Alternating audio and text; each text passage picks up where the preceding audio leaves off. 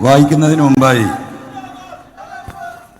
Democratic movement of Kerala social മൂവ്മെന്റിനെ ജനങ്ങളുടെ മുന്നിൽ നമ്മൾ വെൽക്കുന്ന നയ വിശദീകരണം ഇവിടെ അവതരിപ്പിച്ചതിന് ശേഷം ഞാൻ നിങ്ങളോട് സംസാരിക്കുന്നതായിരിക്കും.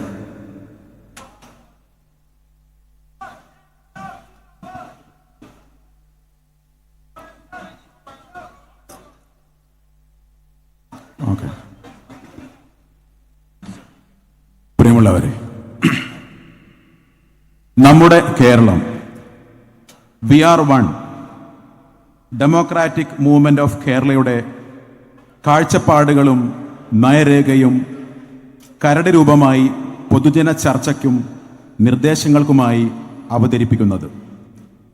ആശയവും പ്രയോഗവും എല്ലാ പൗരന്മാർക്കും സാമൂഹ്യ, രാഷ്ട്രീയ, സാമ്പത്തിക നീതി, വിശ്വാസം, ആരാധന എന്നിവയ്ക്ക് ആവശ്യമുള്ള സ്വാതന്ത്ര്യം, സ്ഥാനമാനങ്ങൾ, അവസരങ്ങൾ എന്നിവയ്ക്കുള്ള സമത്വം, വ്യക്തിയുടെ അന്തസ്സും രാഷ്ട്രത്തിൻ്റെ ഐക്യവും ഉറപ്പുവരുത്തുന്ന സാഹോദര്യം എന്നിങ്ങനെ ഭരണഘടനയുടെ ആമുഖത്തിൽ ഉൾച്ചേർന്നിട്ടുള്ള സുപ്രധാന ലക്ഷ്യങ്ങൾ സാക്ഷാത്കരിക്കുന്നതിന് വേണ്ടിയുള്ള സാമൂഹിക മുന്നേറ്റമാണ് അടിസ്ഥാനപരമായി ഡെമോക്രാറ്റിക് മൂവ്മെന്റ് ഓഫ് കേരള ലക്ഷ്യം വെക്കുന്നത്.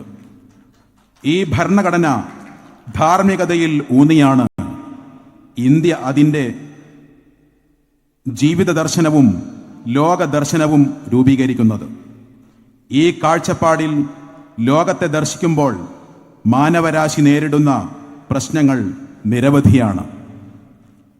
ഇന്ത്യൻ ജനാധിപത്യം 1973 ശേഷം ഇന്ത്യയിൽ ആദ്യമായാണ് അപകടകരമായ ഈ പ്രവണതയിൽ ഇത്രയും നീണ്ടകാലം ഭരണ തുടർച്ച ഉണ്ടാകുന്നത്.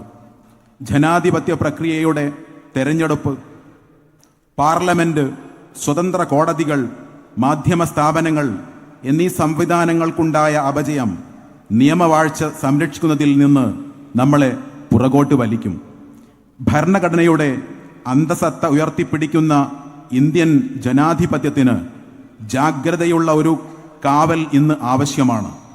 ഇതിനു വേണ്ടിയുള്ള ഒരു ഭരണഘടനാ സംരക്ഷണ പ്രസ്ഥാനവും നമ്മുടെ മുഖ്യ ഘടകമായി നാം പരിഗണിക്കേണ്ടിയിരിക്കുന്നു.